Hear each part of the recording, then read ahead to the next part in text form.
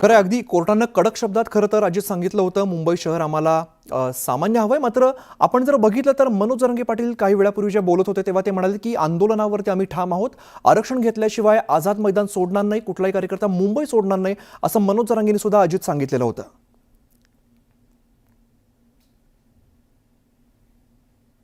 त्या सुनावणीनंतर मनोज जरांगे पाटील यांच्यापर्यंत जी सुनावणी काय झाली या संदर्भात संपूर्ण माहिती, सविस्तर माहिती आणि न्यायालयाने दिलेले आदेश निर्देश यांची सर्व माहिती त्यांच्यापर्यंत पोहोचवण्यात आली। पण त्यावेळेस मनोज जरांगे पाटील यांनी पुन्हा एकदा त्यांच्या भाषणात सांगितलं की फडणवीस मुद्दामून न्यायालयाला खोटी माहिती देत आहेत, त्यांना हे आंदोलन चिरडायचं आहे, त्यांना या मराठा आंदोलकांवरती अन्याय करायचा आहे, त्यांना लाठीचार्ज करायचा आहे। पण असं असलं तरी मला गोळ्या जरी घातल्या किंवा मला इथून तुम्ही हुसकावून जरी लावलं तरी मी जीव सोडला तरी इथून हटणार नाही आणि आरक्षण घेतल्याशिवाय मी जाणार नाही। म्हणजे एक प्रकारे मनोज जरांगे पाटील यांचं हे वक्तव्य या सगळ्या आंदोलकांना उद्देशून होतं। यामुळे कालची त्यांची ही भूमिका आणि त्यानंतर न्यायालयाने आजचे दिलेले निर्देश आदेश ह्या ज्या गोष्टी आहेत या सगळ्या गोष्टी ज्या आहेत त्यावरती न्यायालयाने संताप व्यक्त केलेला आहे। न्यायालयामध्ये जे काही घडलं ते आपल्या ज्या प्रतिनिधी होत्या सुष्मिता बदाने त्यांनी स्वतः त्या अटेंड केलेल्या आहेत। सुष्मिता, खरं तर न्यायालयाने निर्देश आदेश दिले या म्हणण्यापेक्षा संताप व्यक्त केला असं म्हणावं का? नक्की सर्वसामान्य मुंबईकरांना जो त्रास झालेला आहे तो आम्ही सुद्धा अनुभवला असं कोर्टानं म्हटलेलं आहे। या युक्तिवादामध्ये दोन महत्त्वाचे मुद्दे आहेत। आंदोलकर्त्यांना 5,000ची परवानगी असताना अतिरिक्त जे आंदोलकर्ते आले त्यांना तुम्ही हटवण्यासाठी किंवा परत जाण्यासाठी कशा पद्धतीनं सूचना दिल्या याही कोर्टानं विचारला। दुसरा महत्त्वाचा मुद्दा म्हणजे राज्य सरकारला सुद्धा यापूर्वीच्या सुनावणीमध्ये जे कोर्टाने आदेश दिलेले होते ते कोर्टातले आदेश तुम्ही कशा पद्धतीने मान्य केले किंवा त्यावरती कारवाई कशा पद्धतीने केली हे सांगणं महत्त्वाचं आहे। स्वतः न्यायमूर्तींनी हे स्पष्ट केलं की एअरपोर्टवरनं त्यांच्या निवासस्थानाकडे जात असताना त्यांना रस्त्यावरती अनेक वाहनं दिसली। या अनेक वाहनांमध्ये मुख्यत्वे मुंबईतले अनेक रस्ते हे ब्लॉक होत होते आणि ह्या ब्लॉक झालेल्या रस्त्यांमुळे नागरिकांना त्रास होत आहे। अनेक ठिकाणी शाळा महाविद्यालयांना अघोषित सुट्टी द्यावी लागली। जर नागरिकांना अशा पद्धतीने त्रास होत असेल तर राज्य सरकार म्हणून तुम्ही हस्तक्षेप करणं गरजेचं आहे। त्याचबरोबर जरांगेंच्या वकिलांना सुद्धा त्यांनी स्पष्ट सांगितलेलं आहे की ज्या वेळेला अशा पद्धतीचा मुद्दा समोर येतो तर तुमच्या वतीनं कोर्टाचे निर्णय तुम्ही सर्वांपर्यंत पोहोचवणं अतिशय गरजेचं आहे आणि ते या बाबतीत झालेलं नाही। कोर्टानं दोन्ही बाजूला फटकारलेलं आहे। 3 वाजेपर्यंतची वेळ मिळालेली आहे। 3 वाजेपर्यंत ॲफिडेव्हिट सादर करावं लागणार आहे। ज्या ॲफिडेव्हिटमध्ये कशा पद्धतीनं कारवाई करण्यात आली, कशा पद्धतीनं थेट या आंदोलकर्त्यांना बाहेर हटवण्यात आलं हे स्पष्ट करायचं आहे। कोणत्याही पद्धतीची परवानगी नसताना जर हे आंदोलक थांबलेले असतील तर त्यांच्यावरती कारवाई होणं गरजेचं आहे असं म्हटलंय। एक महत्त्वाचा मुद्दा होता की मुंबई पोलिसांनी नोटीस दिली होती जरांगे पाटील आणि सगळे जे आंदोलक जे आयोजक आहेत त्यांना की तुम्ही आझाद मैदान रिकामं करावं। तर त्या गोष्टीची काही न्यायालयामध्ये चर्चा झाली का? त्यावर काही युक्तिवाद झाला का? आणि जरांगे पाटील किंवा आंदोलक ते मैदान सोडणार आहेत का यावर त्यांच्याकडून काही युक्तिवाद करण्यात आला का किंवा तसं काय सांगण्यात आलं? खरं तर अतिशय महत्त्वाचा मुद्दा हाच होता की कोर्टाचे जे आदेश होते त्यामध्ये त्यांनी स्पष्ट म्हटलेलं आहे की जर 2 दिवस परवानगी नाही, मैदान खाली करण्याच्या तुम्हाला सूचना दिलेल्या आहेत तर याचाच अर्थ तुम्ही त्या जागेवरनं बाहेर पडणं हे गरजेचं आहे। 5,000हून अधिक आलेल्या लोकांना केवळ तुम्ही सूचना केल्या, परंतु अनधिकृत पद्धतीनं मैदानावरती ठिय्या मांडून बसणाऱ्या लोकांवरती राज्य सरकारने काय कारवाई केली हे स्पष्ट गरजेचं आहे। जी वाहनं रस्त्यावरती उभी आहेत त्यांची माहिती देणं सुद्धा गरजेचं असल्याचं त्यांनी म्हटलेलं आहे। आणि सगळ्यात महत्त्वाचं म्हणजे ज्यावेळेला कोर्टानं सर्वसामान्यांच्या बाजूने या सगळ्या गोष्टी विचारात घेतल्या त्यावेळेला हेही म्हटलेलं आहे की राज्य सरकारनं सुद्धा या बाबतीमध्ये आपली भूमिका स्पष्ट करावी, थेट कारवाई करण्याचे आदेश दिलेले आहेत। जर अशा पद्धतीने कारवाई केली नाही तर कंटेम्प्ट ऑफ कोर्ट सारख्या गंभीर गुन्ह्यांच्या बाबतीत सुद्धा आम्ही विचार करू। आम्ही स्वतः शहानिशा करू की हे आंदोलकर्ते हटलेले आहेत की नाही। हाच प्रश्न होता की न्यायालयाने हे सगळं सांगताना या शब्दात म्हटलं की जर तुम्हाला कारवाई करता येत नसेल तर आम्ही कारवाई करू का? आम्ही स्वतः कारवाई करू शकतो। म्हणजे एक प्रकारे न्यायालय त्यांचा अधिकार वापरण्याची न्यायालयाने त्या ठिकाणी भाषा केलेली आहे। नक्कीच आंदोलन हाताबाहेर जात आहे अशा पद्धतीचा ज्या वेळेला युक्तिवाद सुरू झाला त्यावेळेला एक गोष्ट कोर्टाने सुद्धा स्पष्ट केली की जर तुम्हाला कोर्टाच्या आदेशानुसार कारवाई करणं शक्य नसेल आणि 3 वाजेपर्यंत जर स्थितीमध्ये बदल झाला नाही तर आम्ही थेट हस्तक्षेप करू। एकतर कायदेशीर कारवाई काय नेमकी प्रामुख्याने मागणी केलेली आहे? मी मान्य विखे पाटील साहेबांची भेट घेऊन चला रोल कोण आहे सर मी मान्य विखे पाटलांची भेट यासाठी घेतली आहे की गेल्या वेळेस जो गोंधळ उडाला आणि ज्या पद्धतीने हा जो आरक्षणात जटिल प्रश्न झालेला आहे म्हणजे एकीकडे ओबीसी मधून मागणी होत आहे, दुसरीकडे ओबीसीला धक्का न लागता तुम्ही आरक्षण द्या अशा प्रकारची ओबीसीची मागणी आहे. त्यामुळे याच्यावर चांगला तोडगा मी सुचवण्यासाठी आलो होतो. माझं म्हणणं आहे की ओबीसीला धक्का न लागता आरक्षण देता येईल. त्यासाठी आपल्याला कर्पुरी ठाकूर फॉर्म्युला जो वेल नोन फॉर्म्युला आहे, जे कर्पुरी ठाकूर साहेबांना भारतरत्न मिळालेला आहे, त्यासाठी तो फॉर्म्युला जर आपण लावला त्यानंतर आपल्यासाठी काही नवीन नाही आहे फॉर्म्युला. हा फॉर्म्युला मी सांगतो तो महाराष्ट्रासाठी नवीन नाही आहे. 1965 साली माननीय मुख्यमंत्री तत्कालीन मुख्यमंत्री वसंतराव नाईक तर मराठा आंदोलनावरती झालेल्या सुनावणीमध्ये मुंबई हायकोर्टाने मोठे आदेश दिलेले आहेत. पुन्हा एकदा जाऊया, आमचे प्रतिनिधी अजित सध्या आपल्यासोबत आहेत. अजित, खरं तर कोर्टानं अगदी सच्चर दम दिलेला आहे, अगदी खडसावून सांगितलेला आहे.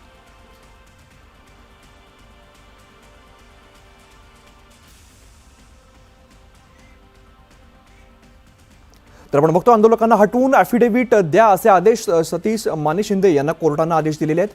मुंबईची परिस्थिती निर्माण झाली आहे ती सहन करण्यासारखी नाही. आंदोलकांनी तात्काळ जागा रिकामी करावी, अन्यथा आम्हाला कारवाई करावी लागेल असा सज्जड दम परिसरामध्ये आहेत.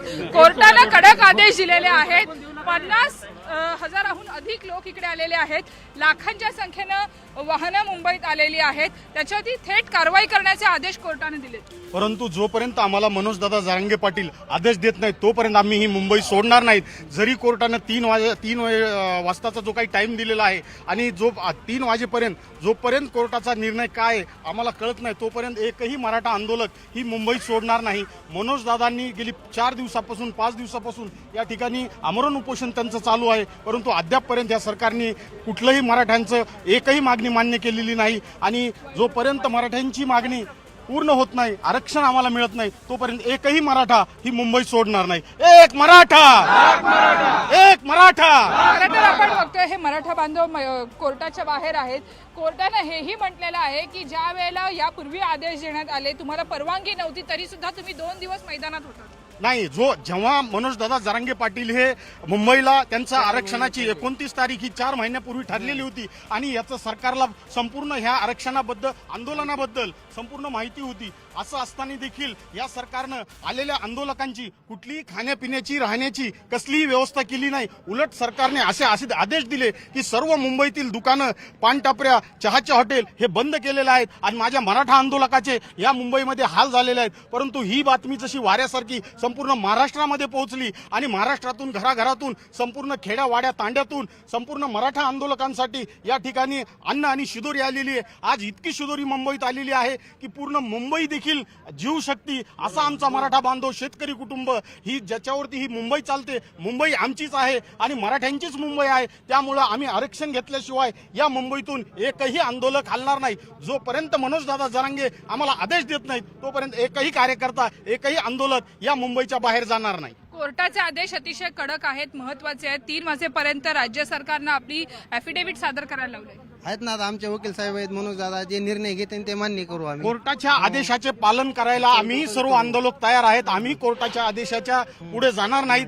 माननीय मनोजदादा जरांगे पाटील हे देखील कोर्टाच्या आदेशाचे पालन करणार आहेत आणि आम्ही कोर्टाचा जो काही 3 वाजता आदेश येईल त्या आदेशाचं संपूर्ण आंदोलक आम्ही पालन करू आणि त्याप्रमाणे वागू. परंतु माननीय सरकार यांनी देखील आमच्या भावना समजून घेऊन आमचं आरक्षण आम्हाला हक्काचं द्यावं, म्हणजे जेणेकरून या मुंबईमध्ये आम्हालाही जास्त दिवस थांबायची काही हे नाही. स्वातंत्र्यानंतरचं सर्वात मोठं आंदोलन आहे, लोकांचं आंदोलन आहे. आजपर्यंत जी आंदोलनं होतात ती पुरस्कृत आंदोलनं होत असतात, पण लोक होऊन या ठिकाणी उपस्थित राहून पदरमोड करून गोरगरीब जनता या ठिकाणी, शेतकरी जनता या ठिकाणी उपस्थित झालेली आहे. या आंदोलनाला खूप महत्व आहे. कोर्टानं आणि सरकारनं याचा गांभीर्यानं विचार करावा ही विनंती आहे आमची. कोर्टानं ज्या वेळेला आदेश दिले त्यावेळेला राज्य सरकार आणि म्हणजे सदावर्ते आणि इतर अनेक जे जरांगेंचे वकील होते त्यांनाही असं स्पष्ट म्हटलेलं आहे की तुम्ही कोर्टाच्या आदेशाचं पालन करत नाही आणि जर हे पालन होत नसेल, सर्वसामान्यांना त्रास होत असेल तर आम्ही थेट कारवाईच्या भूमिकेत येऊ, कोर्ट कारवाई करण्याच्या भूमिकेत येऊ. नाही मॅडम, कारवाई करायचा विषय दुसरा आहे, पण आम्ही गालबोट लावावा असं काही केलंच नाही अजूनपर्यंत. आमचं जे आंदोलन आहे सगळं शांततेच्या मार्गानं आणि रीतसर चालू आहे. असं आहे की कुणाला त्याचा त्रास झालाय की कोणी असं म्हणणार नाही की या आंदोलकांच्यामुळं की असं तुमचं आर्थिक नुकसान झालंय किंवा बाबा काय असं झालंय. नाही, कोर्टाने असं म्हटलेलं आहे की अनेक शाळा महाविद्यालये प्रवाशांना घराबाहेर पडणं, मुंबईकरांना घराबाहेर पडणं कठीण झालं. त्यांचा जो नित्यक्रम आहे तो व्यवस्थित चालू आहे. आता जे आम्ही सगळे बाईट वगैरे बघतोय, सगळेजण म्हणतात आम्हाला कोणत्याही प्रकारचा त्रास झालेला नाही, आमचं जीवन सुरळीत चालू आहे. हा, थोडाफार त्रास होणार आहे, आम्ही तुम्हाला त्रास द्यायला आलेलो नाही. आम्ही फक्त आमच्या जे हक्काचं आरक्षण आहे ते आरक्षण आम्ही इथं मागायला आलेलो आहे आणि ते तुमचं देणं काम आहे. कारण काय तर आम्ही ही जी मुंबई आहे ती आमचीच आहे. आम्ही महाराष्ट्राच्या बाहेर आलेलो नाही कुठनं. आम्ही महाराष्ट्रातले लोक आहोत आणि आमच्या हक्कासाठी तुम्ही आमच्यावरती पाळे आणलेले आहे. तुम्हाला वारंवार हे जे करून गेल्या वर्षी सुद्धा काय केलं होतं, ज्या वेळेला मोर्चा आणलेला होता त्यावेळी आपलं काहीतरी आम्हाला चेलाबाड करून तुम्ही इथून आम्हाला वाशीतूनच माघारी पाठवलेलं होतं. आणि असं काय गालबोट लागण्यासारखं किंवा एवढी काय विस्कळीत तुम्हाला असं वाटत असेल असं मला वाटत नाही. मैदान खाली करावं लागणार आहे. मैदान खाली करण्याची तुमची तयारी असेल. जरांगे पाटील दादा देतील तो आदेश आम्ही मराठा समाज मान्य करणार. कोर्टाच्या आदेशाही पेक्षा महत्वाचं असणार आहे की जरांगेंची भूमिका नेमकी काय असेल. कोर्टाचा आदेश, मराठा समाज हा कोर्टाचा आदेश मानणार आहे, पण आमचा नेता 4 दिवस झाला उपाशी आहे. आम्ही काय करायचं ती तुम्ही सांगा. मग आम्ही काय करायचं ते. आणि सरकार मराठी समाजाला न्याय द्यायला पूर्ण अपयशी ठरलंय. आम्ही न्यायालयाला मानणारे, संविधानाला मानणारे मराठा समाज आहे, पण असं झालंय की सरकारची भाषा न्यायालय बोलायला लागले. उपोषण सोडा, खाली करा, मैदान खाली करा, ही आमच्यावर अन्याय चाललेला आहे थोडक्यात. खरं तर इतके दिवस तुम्ही मैदानात आहात. यापूर्वी अनेकदा शिंदे स्वतः असतील किंवा सरकारच्या वतीनं अनेक नेत्यांनी तुमच्याशी मध्यस्थी करण्याचे यापूर्वी प्रयत्न केले. मुंबईत मात्र तसं काही घडलं नाही. अनेक आमदार, अनेक खासदार या ठिकाणी मनोजदादा जरांगे पाटील जे आझाद मैदानावरती उपोषणासाठी बसलेले आहेत. हा सरकारच्या वतीनं सरकारनं पण पाठवले आहेत, परंतु येऊन फक्त मनोजदादा जरांगे पाटलाशी फक्त हितगुज केलेली आहे. परंतु कोणत्याही नेत्याने अद्यापपर्यंत सरकार दरबारी आमची कुठलीही मागणी मान्य झाली किंवा अशा प्रकारचं कुठलंही आम्हाला आमच्या आंदोलकाला आजपर्यंत कळवलेलं नाही आणि तशी कुणी आतापर्यंत आश्वासन देखील दिलेलं नाही. म्हणून मी आपल्या माध्यमातून सरकारला सांगू इच्छितो की आपण लवकरात लवकर आमची मागणी मान्य करावी, आमचं हक्काचं आरक्षण आम्हाला द्यावं, म्हणजे जेणेकरून आमच्यावर अन्याय होणार नाही. आम्ही काय हक्काच्या व्यतिरिक्त दुसरं काही मागत नाहीत आणि जोपर्यंत मनोजदादांचा आदेश येत नाही तोपर्यंत आम्ही कोणी आंदोलन घालणार नाहीत. आणि कोर्टाचा जो काही 3 वाजता निर्णय येणार आहे त्या निर्णयाचं देखील आम्ही मराठा बांधव त्याचे पालन करणार आहेत. ज्या पद्धतीनं सरकारची भूमिका येणं अजूनही अस्पष्ट आहे, सरकारकडनं कोणतंही आश्वासन मिळालेलं नाहीये, परंतु कोर्टाचा निर्णय अतिशय महत्वाचा आहे. सुनावणी झालेली आहे, कोर्टाचे आदेश येणं अजून तसं बघायला गेलं तर बाकी आहे, परंतु 3 वाजेपर्यंतची वेळ दिली आहे. हा कोर्टाने जी 3 वाजेपर्यंतची वेळ दिलेली, पण गेली 18 महिने झालं याच सरकारने आज तेच 3 मुख्यमंत्री, 2 उपमुख्यमंत्री हेच आहेत जे पूर्वी होते 18 महिन्यापूर्वी. त्यांनी 18 महिने उलटून पण त्यांना आम्हाला न्याय देता आलेला नाही. आणि मनोजदादा ज्यावेळेस आम्ही मराठा समाज असे जो खेड्यापाड्यामध्ये शेती वगैरे करणारा मराठा समाज आज याच्यासाठी जरांगेंच्या भूमिकेकडे लक्ष आहे. अनेक वाहनांची तपशील सुद्धा कोर्टानं मागितलंय. मनोजदादा जरांगे पाटील यांचा निर्णय अंतिम राहील. कोर्ट काही निर्णय देऊ दे, परंतु आरक्षण आम्ही घेतल्याशिवाय इथून जाणार नाही. खरं तर या सगळ्या आंदोलनकर्त्यांची भूमिका स्पष्ट आहे. जोपर्यंत आमच्या मागण्या मान्य होत नाही, मनोज जरांगे पाटील यांची भूमिका स्पष्ट आम्हाला होत नाही, जरांगे पाटील आदेश देत नाही, तोपर्यंत आम्ही मैदानातच राहणार, आमच्या भूमिकेवरती ठाम राहणार. अशा पद्धतीच्या प्रतिक्रिया सुनावणीनंतर आपण बघतोय की अनेक कार्यकर्त्यांकडनं येत आहेत. अगदी आपण कार्यकर्त्यांच्या प्रतिक्रिया बघितलेल्या आहेत. मराठा आंदोलनावरती झालेल्या सुनावणीत मुंबई हायकोर्टाने मोठे आदेश दिलेत. 3 वाजेपर्यंत आझाद मैदानातील जागा रिकामे करण्याचे आदेश हायकोर्टाने दिलेले आहेत. याबाबत 3 वाजता पुन्हा सुनावणी होणार आहे आणि आंदोलकांना हटवून जाणार आहेत. आणि जोपर्यंत जरांगे दादा आम्हाला आदेश देत नाहीत तोपर्यंत हे आंदोलन चालूच राहणार आहे. आणि जरांगे दादा आम्हाला पूर्णपणे विश्वास आहे की महाराष्ट्रामध्ये मराठ्यांनंतर हिंदूंमध्ये जसे छत्रपती शिवाजी महाराज होते तसे आता सकल छत्रपती शिवाजी महाराज हे कुठल्याही धर्माचे नव्हते, काय नव्हते. आम्हाला कुठल्याही जातीचं आरक्षण नको. आम्हाला 1884 साली हैदराबाद आणि सातारा या गॅजेटमध्ये जे 83 नंबरचं आरक्षण होतं ओबीसी कुणबी ते आरक्षण आमच्या पदरात आहोत. याच्या मागचे जे